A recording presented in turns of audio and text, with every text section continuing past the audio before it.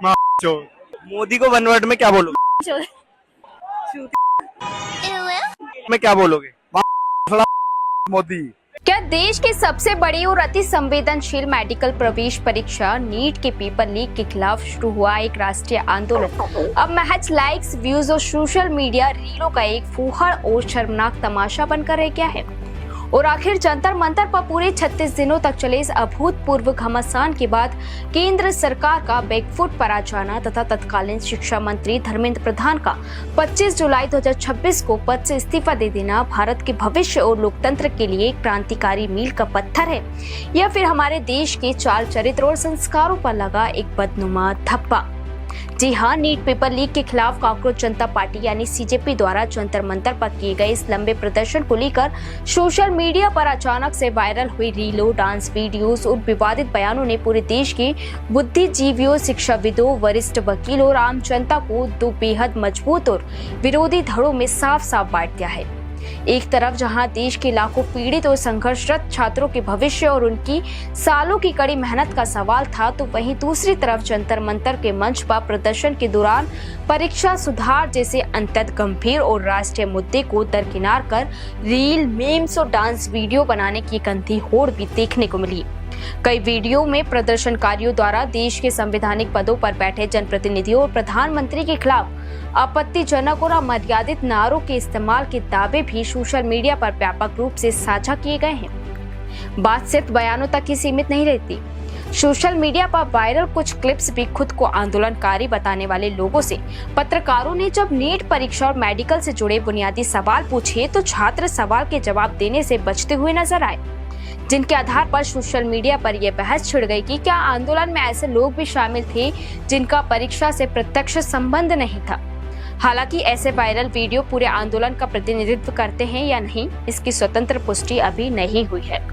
लेकिन यहीं से एक बड़ा सवाल खड़ा होता है, क्या यह पूरी तरह छात्रों का आंदोलन था या इसमें ऐसे तत्व भी शामिल हो गए थे जिनका उद्देश्य सोशल मीडिया पर लोकप्रियता हासिल करना या राजनीतिक संदेश देना था। और अगर जंतर मंतर पर वायरल हुए इन वीडियो को पूरे भारतीय युवा वर्ग का प्रतिनिधित्व मान लिया जाए तो 2047 के विकसित भारत की तस्वीर कैसी होगी। तो आपको बता दें कि किसी आंदोलन में गंभीर मुद्दों की जगह सोशल मीडिया लोकप्रियता, सतही कंटेंट और उग्र व्यवहार हावी होने लगे तो इससे आंदोलन के मूल उद्देश्य पर असर पड़ सकता है। लेकिन ये इतना भी महत्वपूर्ण है कि किसी भी आंदोलन में शामिल कुछ व्यक्तियों के व्यवहार के आधार पर पूरे युवा वर्ग या पूरे आंदोलन के बारे में व्यापक निष्कर्ष निकालना उचित नहीं होगा, क्योंकि भारत का एक बड़ा युवा वर्ग आज भी IIT, IIM, एम्स, इसरो, वैज्ञानिक संस्थानों, स्टार्टअप्स और दुनिया की अग्रणी टेक कंपनियों में अपनी मेहनत और प्रतिभा से देश का नाम रोशन कर रहा है। और लाखों छात्र आज भी लाइब्रेरी, विश्वविद्यालय और कोचिंग संस्थानों में कड़ी मेहनत कर अपने भविष्य के निर्माण में जुटे हुए हैं। इसलिए जंतर मंतर पर सामने आए कुछ वीडियो पूरे भारतीय युवा समाज का प्रतिनिधित्व नहीं करता है। वहीं अगर इस पूरे 36 दिनों के आंदोलन के परिणामों की बात करें तो केंद्र सरकार द्वारा परीक्षा सुधारों की दिशा में कदम उठाने, परीक्षा प्रणाली की समीक्षा, जांच और संरचनात्मक बदलावों की घोषणाओं को कई लोग लोकतांत्रिक जवाबदेही का उदाहरण मानते हैं। तो वहीं दूसरी ओर कुछ विश्लेषकों का तर्क है कि कानून व्यवस्था और सार्वजनिक व्यवस्था बनाए रखना भी उतना ही आवश्यक है तथा किसी भी आंदोलन में हिस्सा या अवैध गतिविधियों की निष्पक्ष जांच होनी चाहिए। इसी तरह तत्कालीन शिक्षा मंत्री धर्मेंद्र प्रधान के इस्तीफे को भी अलग अलग नजरियों से देखा गया। कुछ लोगों ने इसे जवाबदेही का संकेत माना, जबकि अन्य ने इसे राजनीतिक परिस्थितियों के संदर्भ में देखा।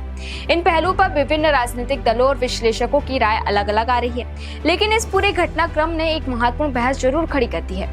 क्या लोकतांत्रिक आंदोलनों में अनुशासन, गरिमा और शांतिपूर्ण विरोध को प्राथमिकता मिलनी चाहिए?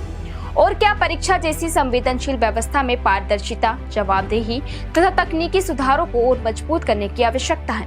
और आने वाले समय में सबसे महत्वपूर्ण बात यही होगी कि परीक्षा प्रणाली में प्रस्तावित सुधार कितने प्रभावी ढंग से लागू होते हैं और क्या वे भविष्य में पेपर लीक जैसी घटनाओं को रोकने में सफल साबित होते हैं। साथ ही ये भी उतना ही जरूरी होगा कि किसी भी लोकतांत्रिक आंदोलन में अभिव्यक्ति की स्वतंत्रता और कानून व्यवस्था दोनों के बीच संतुलन बना रहे।